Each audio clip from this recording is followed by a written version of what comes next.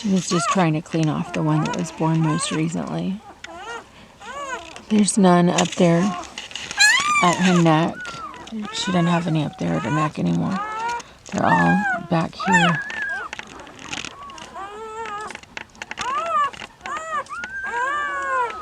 But it sounds to me like they're wanting to get some colostrum and they can't find nipple. It's just stressing me out. She only has 2 or 3 inches of clearance above her body to the subfloor of this cabin, and when she's holding her head up, her head is in between the rafters. I keep thinking, I hope she doesn't bonk her head.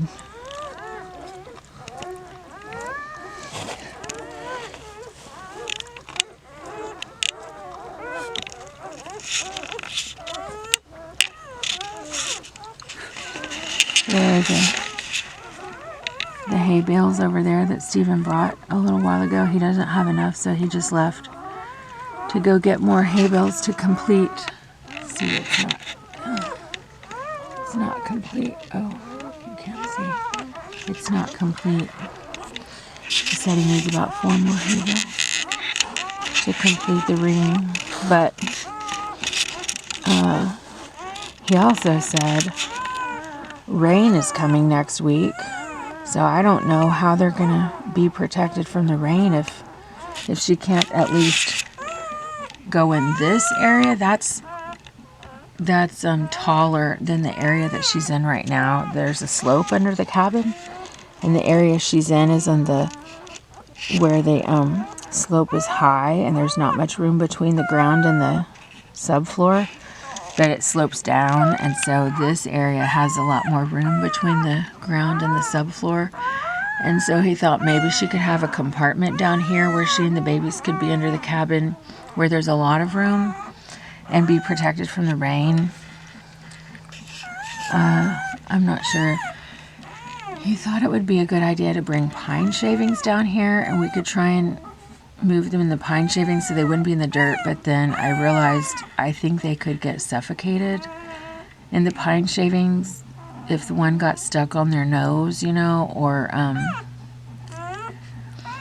or they could get buried in the pine shavings. And we had a really sad situation with my son's goose eggs several months ago. He was incubating the eggs from his gray geese, and he was turning them twice a day, and he was really staying on top of it, and he was very invested in them. And he got all excited every time he could start hearing one chirping softly in the shell, and he knew it was fixing to hatch out, and he would be talking to it and coaxing it out of its shell, and just really emotionally attached to them. And one of them started hatching out, and he knew it was hatching, and he saw it had broken a little hole in the eggshell, and he knew it was going to take several hours. So he went to do his chores, and then he came back to check on it, and a part of the membrane from the eggshell had gotten over one of its nostrils, and it had suffocated and died. And my son was very, very upset. He was extremely, extremely upset. And so we made a rule that when they break the first little hole in the eggshell, if there's a little flap or a little piece of eggshell that's loose, or certainly if there's a membrane, we take it off. So there's no way they can suffocate.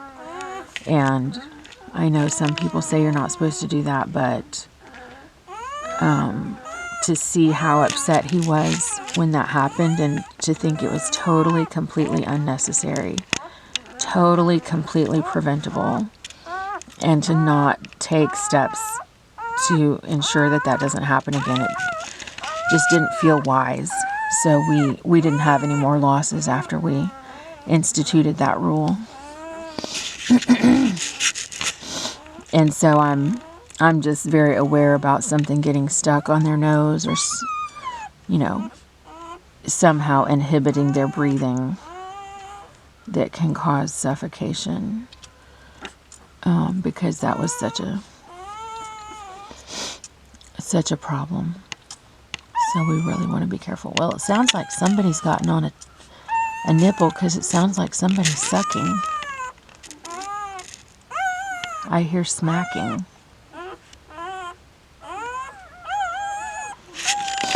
Stephen said maybe it's the case that only the nipples on the top tier are exposed, and the ones closest to the ground the babies might not be able to get to, so they might have limited, more babies than nipples right now. That might be part of the problem too, a supply and demand mismatch.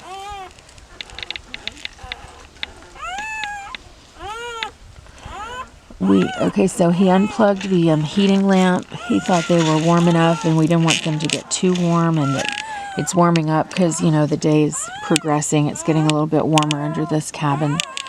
And so he strung an extension cord over here because this cabin doesn't have power to it. This is a storage cabin, not a living cabin, and so it didn't have power to it. But he strung an extension cord over here, and that's what he plugged the heat lamp into. And so we're going to plug a scale into the extension cord a little bit later today, after we're pretty confident that she's had all of them. We're going to weigh them. And he just drove into town to buy more hay bales right now, and he's going to go try to buy some ribbons or something like that to for us to tie on their little paws to identify them. And he's going to check and see at, PetSmart or someplace like that if they have some little silicone bands or something that somebody invented for this purpose. Somebody's got to have come up with something to identify puppies when they're born. Oh yeah, that one on the top doesn't look like he's been cleaned up very well yet. The bottoms of his feet are still all dark. Oh my goodness, they're so darling. I wish I could hold one. He doesn't want me to. He thinks it's better if they stay with Marley, and he thinks that she might be upset if she figures out that one of her babies is gone. When I came back with it, and he was going to put it under her, the one I had saved from the heat lamp situation, he had me he crawled under here to put it back on her, and he had me hand it to him in a way that Marley couldn't see. And so he put it over there in a way that she wouldn't know the baby had been gone.